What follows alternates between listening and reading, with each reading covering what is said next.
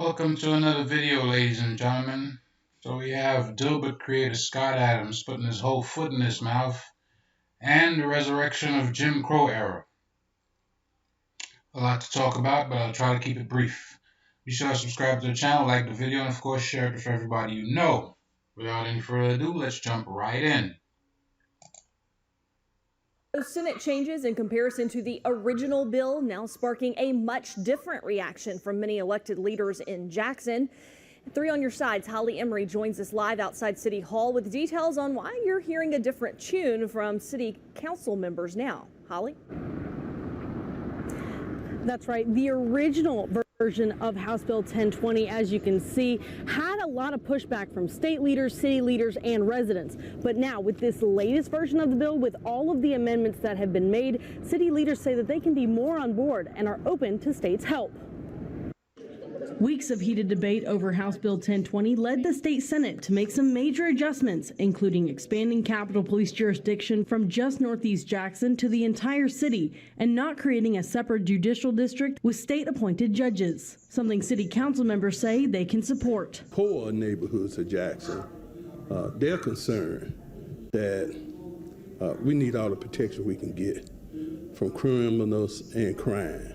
Whatever they can do to make Eastover safe, they make my ward safe. Everybody needs to be safe. I mean, it shouldn't be just focused on my ward. I mean, it needs to be focused across the city to be safer. Councilwoman Angelique Lee spoke with state lawmakers about the changes and says she's on board with the latest version, as long as the separate judicial system isn't part of the plan. Councilman Kenneth Stokes says he's not concerned about that amendment because it's nothing new.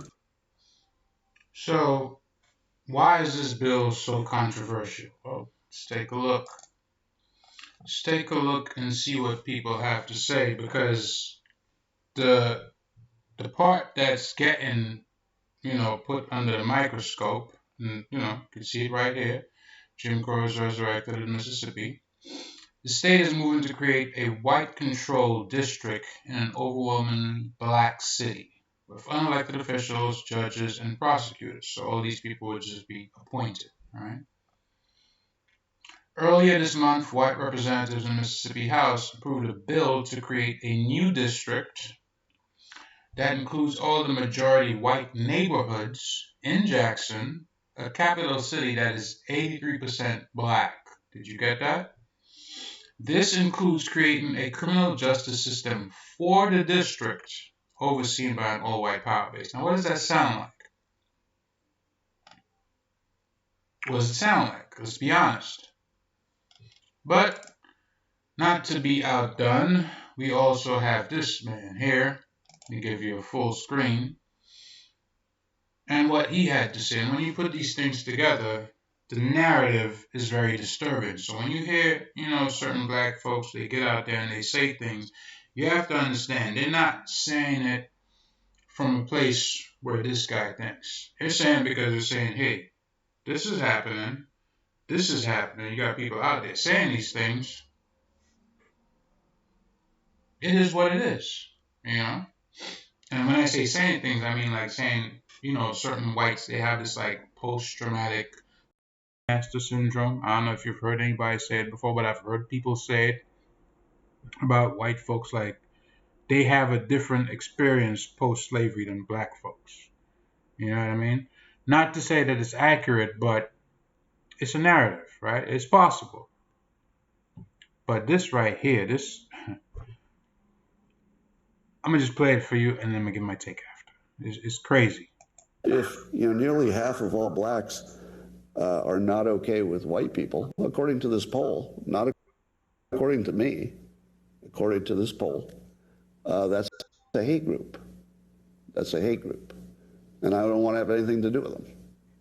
And I would say, based on the current way things are going, the best advice I would give to white people is to get the hell away from black people. Just get the fuck away. Wherever you have to go, just get away. Because there's no fixing this. This can't be fixed. All right, this can't be fixed. You just have to escape.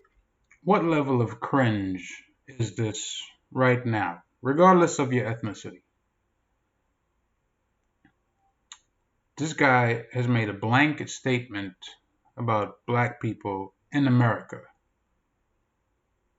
Now, how do you expect people who already have problems with how a lot of the white Republicans are doing things, right? The white conservatives, how they're doing things, whether it's in government or outside of government, right? Not looking out for all their constituents, but seemingly it's only certain parts that they're getting, the better schools, the better districts, they get all the funding, things like that. When you hear somebody say this and put it out there, and then you hear people comment on it and say, well, yeah, it's true. Let me tell you, this is absolutely not true.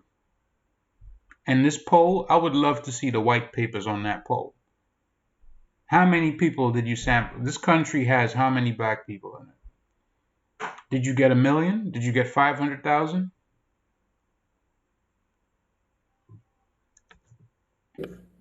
So that's what I did. I went to a neighborhood where, I have a very low black population, because unfortunately, there's a high correlation between the density.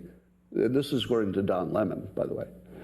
So here I'm just quoting Don Lemon when he notes that when he lived in a mostly black neighborhood, there were a bunch of problems that he didn't. Listen, this is pretty much how it goes. I don't know if this will align with everybody's thinking, but hear me out. If you grew up in an urban city, right?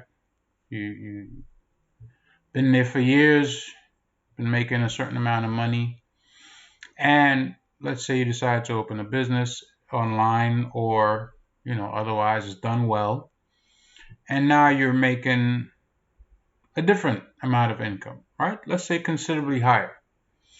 Do you continue living within the confines of the city? Or do you now, because you're in a high income bracket, say, what?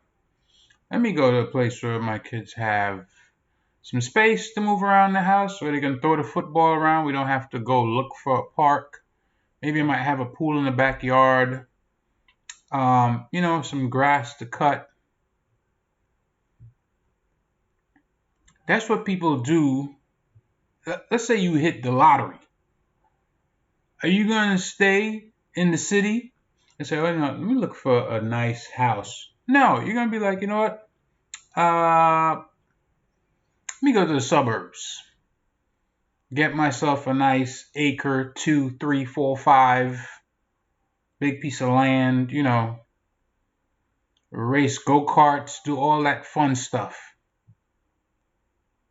It is natural for you to move out of the city, especially if you're trying to raise a family. Now, if you're single, maybe the inclination won't be there as much. But if you're trying to grow your family and you have reached the socioeconomic status or strata where that is an option, you do it.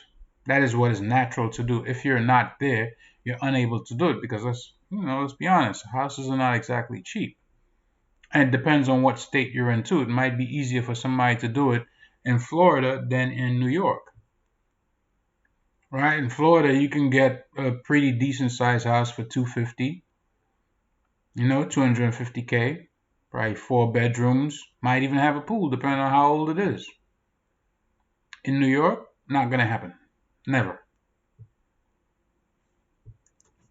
Didn't see in white neighborhoods. Wow, give a nigga a break. I live in white neighborhoods too, Where the f*** do I supposed to go? Now, he's quoting a poll. Now, those people that voted that way, of course, that is remarkably racist. Yeah. But based on the poll, you're telling white people to get away from me? What the fuck did I do? Yeah. Besides being black. Yeah. Yeah. You don't see the irony in that shit? Yeah. Who are you, the modern Paul Revere? The niggas are coming, the niggas are coming. Everybody running, the niggas are coming. That's pretty much what you did. And you basing this on anecdotal evidence? Anecdotal evidence. This is not empirical research. And when he says empirical research, again, you would have to travel to literally every state in this country and get a sampling from, let's say, the most predominant county or whatever that has, a large percentage of black people. For it to even be under consideration, for you to be taken seriously, that is the amount of money, effort, research, and resources that would have to be put into this poll. How many of you think that was done? Difference, right, between anecdotal as personal feelings and empirical scientific research. You're basing all this on a poll. And this poll, you don't know how that question was framed. And you don't know what that question means to some black people. Yeah. You jump into conclusions and you come with the idea that half of this country, this black is racist. Yeah, CRT has really hurt the minds of a lot of black people. And that phrase, is it okay to be white? Yeah. That's been pushed as a phrase that white supremacists use. Yeah. Yeah. That's probably more likely why black people said they disagree with that statement. That's why. Yeah, of course there's racist black people. Yeah. I'm not doubting that. Yeah. But based on that poll, you're telling people to get away from me. Yeah. That's why I have a problem with. And then of all people, you quote Don Lemon to justify the way you see this? You know Don Lemon is a fucking moron, right?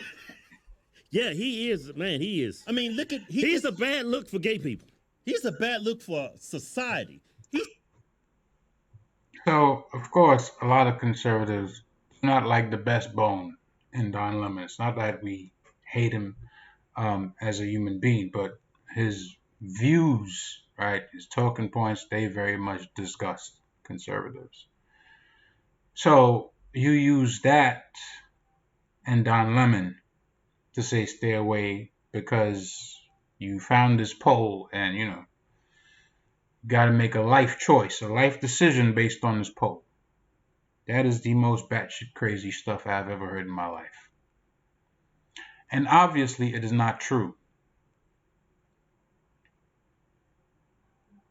I'm not going to go into any personal stories and be like, oh, well, I have these white friends and, I don't see them as white and all this. Like, man, listen, if you were raised in this city, you went to school in this city or any big city that's extremely diverse, you couldn't help but run into every possible ethnicity. People are different. Some people are different, some people are the same. Right? Whether you have a different background, a different upbringing, all these things affect how you treat people. So there'll be white people that are amazing. Others, not so much. Same things for every other race. Whether they be Asian, Thai, Japanese, African American, from the Caribbean, whatever the case is. When you have that exposure to that many different, that inherently people don't hate white people. A number of black guys that date white women or have dated white women. Come on, man. Like, we travel all the time. We run into people, white people, and it's like, hey, what it is. If it's peace. Now you come with some racist shit, then obviously we ain't gonna have it. But that statement is absolute BS. I don't know who told him to say that. I don't know where he got that from. But I hope nobody online actually believes this. It is not true. Anyways, I won't make this video long. I just wanted to address it and put it out there that I think this is complete madness. I think it is. I don't know what's the purpose behind doing this, but as you see, there's a situation going on in Mississippi, which is kind of aligning precisely with what he said. And I don't believe in coincidences. Let's just put it that way. Anyways, until next time, I'm out. Peace.